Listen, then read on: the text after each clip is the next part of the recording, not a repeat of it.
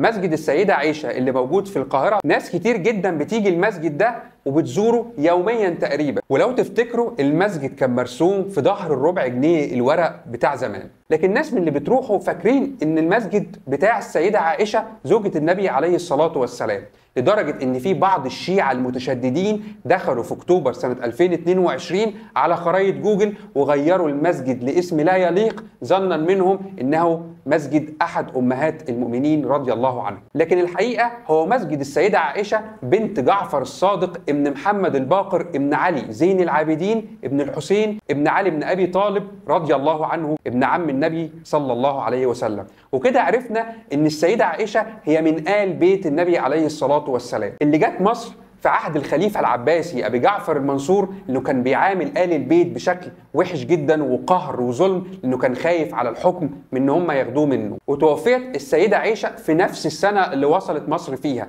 تقريبا المؤرخين بيتكلموا إن هي قعدت 10 شهور في مصر بس، وكان الضريح بتاعها موجود وناس كتير جدا بيزوروه ويتباركوا بيه، سواء اللي بيعملوه صح او غلط، لكن كان ليه شهرة واسعة جدا في مصر، والناس لما بتنزل القاهرة كانت بتزوره. وفي عهد صلاح الدين الايوبي امر ان يتبنى جنبه مدرسة لتحفيظ القرآن وكمان مسجد. وبعد كده في عهد عبد الرحمن كدوختة الامير اللي كان بيهتم بشكل كبير جدا باضرحة آل البيت واولياء الله الصالحين، اتبنى واتجدد. وفي سنة 1971 تم اعادة بناء مسجد السيدة عائشة وترميمه في الوقت اللي كان بيتبنى فيه كوبري السيدة عائشة اللي موجود دلوقتي. ومن المفارقات التاريخية برضو اللي موجودة ان السيدة عائشة اخوها اسمه اسحاق المؤتمن زوج السيدة نفيسة اللي ليها برضو مسجد قريب من مسجد السيدة عائشة في القاهرة.